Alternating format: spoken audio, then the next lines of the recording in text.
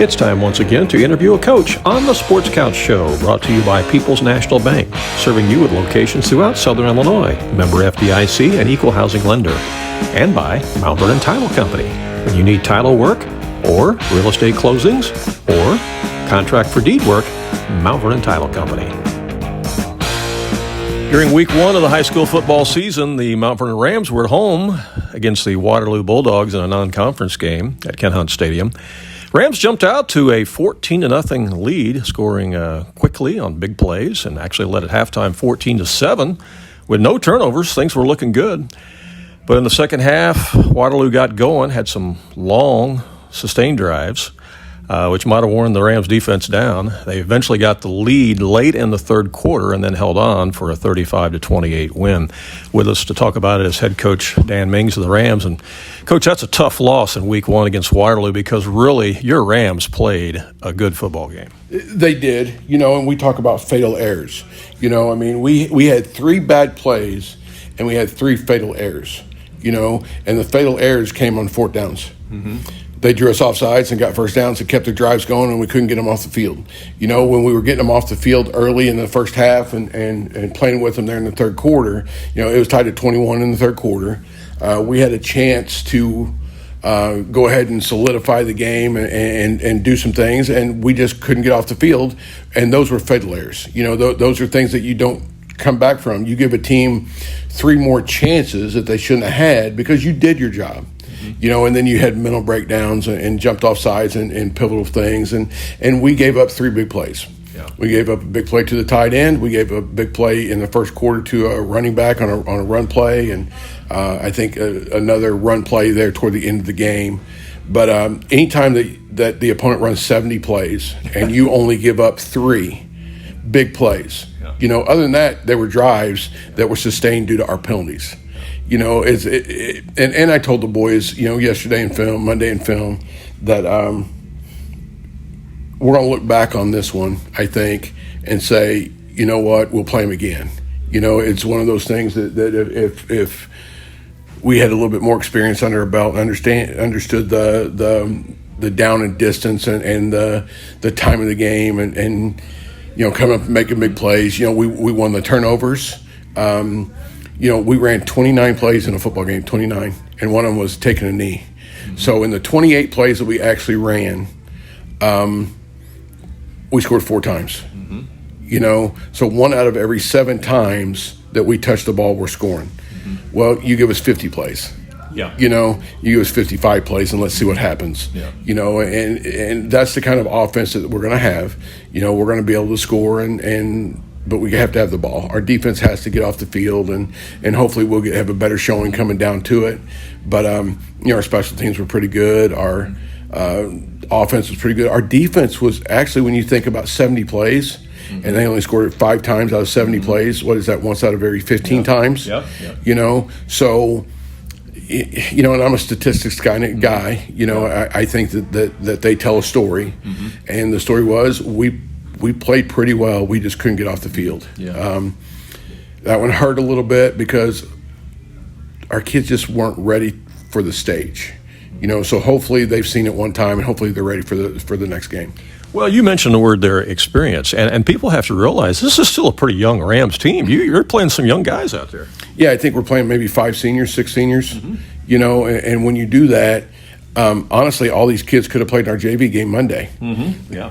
And if you look at that, I would think there wouldn't be a better JV team in the state of Illinois. Yeah, right. Uh-huh. I mean, to be honest with you. Yeah. But, we don't get those caveats. Yeah. Is it true? Yes, it's true. But, again, so what? Mm-hmm. You got to play varsity football and you got to beat older kids and you have to do those things. And we have the ability to do it. We just didn't have the mentality to do it. And hopefully we're going to get that righted. Well, you've always been one that has said that, hey, I don't like to lose, but at the same time, we probably learn more from a loss than sometimes we do a win.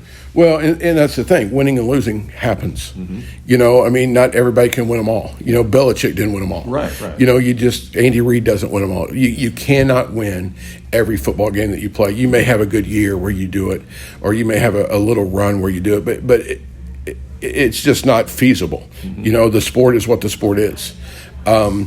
So hopefully we do take those things, Randy, and we learn, and we say, and we have that recall. Hey, same position. I can't do the same thing. I've got to make an improvement.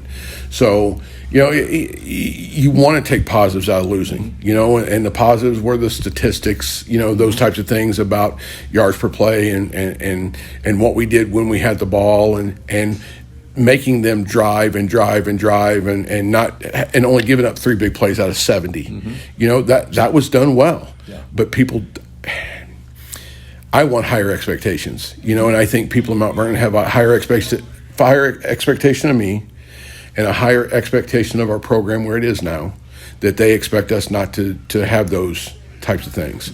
The kids were, and it wasn't lack of coaching, and it wasn't lack of effort, because those kids that jumped off sides, they were trying so hard to make a play. Right.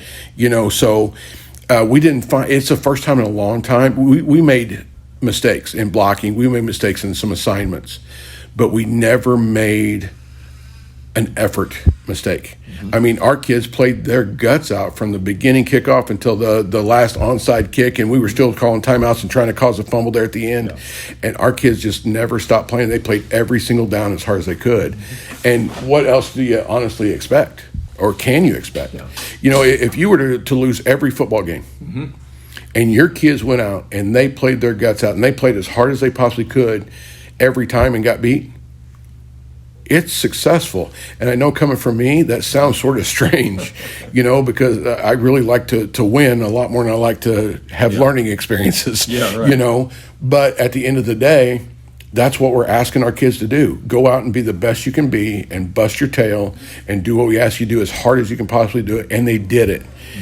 And we lost. Doesn't take a sting out of it, but I can still be proud of what the kids did. Yeah. You mentioned a lot of positive things about the offense, about the defense, about special teams. Kicking game's excellent too, and we thought it would be. And heck, you almost pulled off the onside kick at the end of the game too. It was executed perfectly. Yeah. I mean, the ball bounced high. We hit the guy whenever he's doing it. The ball fumbled around. Their guy fell on it, our guy didn't. That's an onside kick. We couldn't have executed it any better. I mean, we practice it, we do it, and it was done.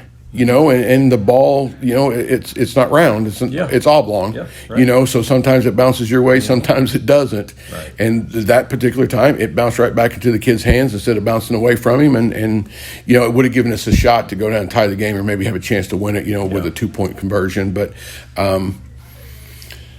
it just is, Randy. It's exhausting. It's the older I get, the more that the losses sting a little bit, and the wins you move on from to get ready for the next one. But I'm still trying to coach the coaches. I'm still watching my coaches coach the kids. We're trying to build something sustainable this time, whereas, the last time I was here, I was sort of selfish, and not sort of, I was. I was trying to do things for me and really putting a lot of pressure on people. But for me, this time, I want to win more than anything, but I also want to build something that's sustainable, through our staff and through the kids and through the things that we're trying to do, because I'm getting older, and I can't be here forever, and I can't keep doing this forever. Right. So we want to make it where the program that we're building this time is one that's sustainable.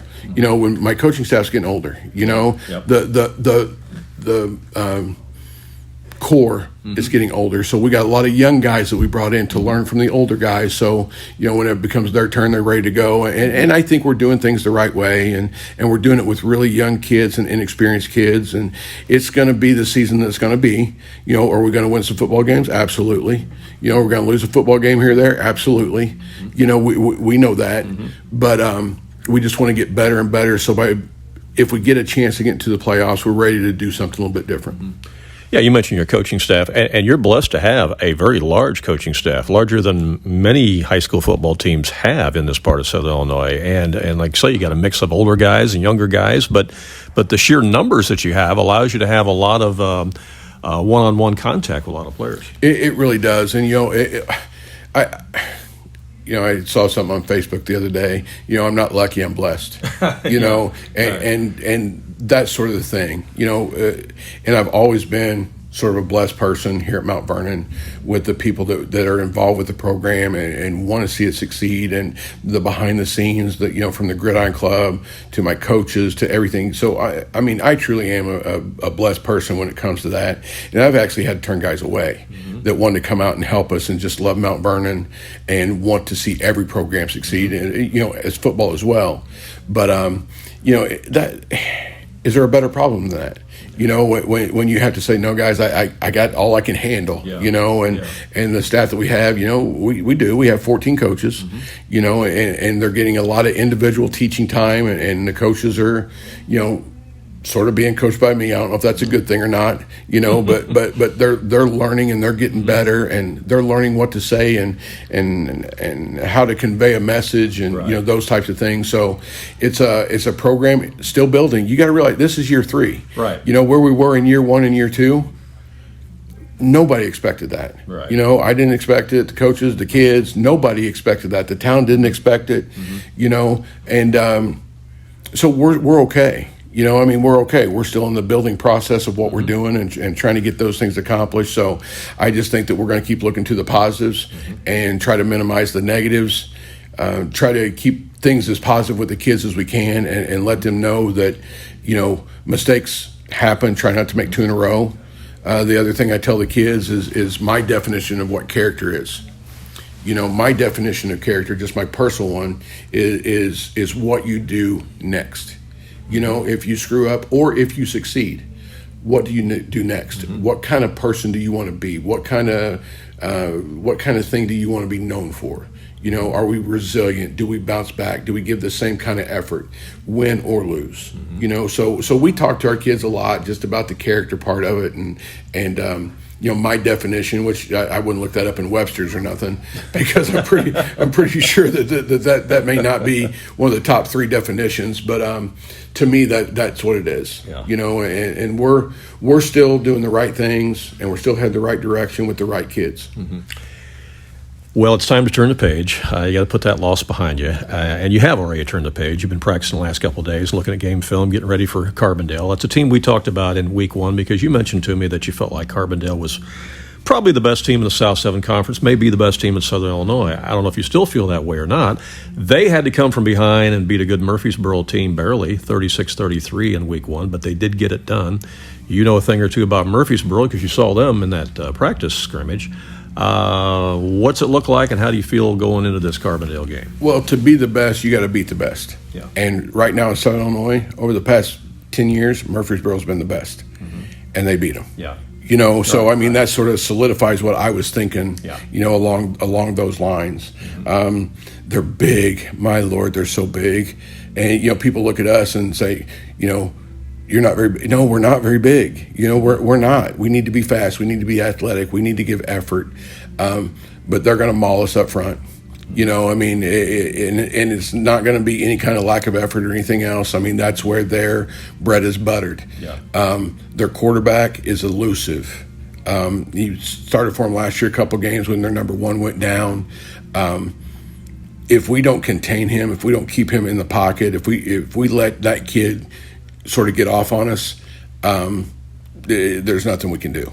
Honestly, there's nothing we can do, because he's that good. He beat Murfreesboro basically, not by himself, but they got enough stuff going with him that it opened up everything else. Yeah. So I sort of cut off the head, kill the snake type thing. Right. Yeah. We have to do that. We have to cut off the head, and if we don't, that snake's going to turn around and bite you, and we know that. Do we match up? They match up with us, athletically a little bit. They only have one, what I would call lineman playing on defense. Everybody else is defensive backs and linebackers, and they're incredibly fast, and they get to the ball and tackle well. And then offense, they are big. They're just bruisers, and they hand the ball off and just let the kid pick a hole and just let them maul everybody that's in the way. So, that's sort of what we need to expect. With Carbondale coming in, they're going to be well coached and they're going to be disciplined, and we've got our work cut out for us. But again, I just think they're probably one of the better teams that we're going to have in our conference. Coming out of the week 1 game against Waterloo, Any injuries from that game? How's the health situation of the Rams? We're fairly healthy. I mean, we got some bumps and bruises, some soft tissue, that those types of things that you're going to get playing a football game. But as a whole, we're pretty healthy, and we'll see if kids can tough through those injuries. But right now, we're still relatively healthy, and we're just ready to get that bad taste out. Just ready to get the bad taste out. Win, lose, or draw, we're going to give a tremendous effort. It's another home game here at Kent Hunt Stadium. We encourage everybody to come out. It's the Rams and the Terriers this weekend in Mount Vernon. Appreciate your time, Coach. All right. Thanks, Randy.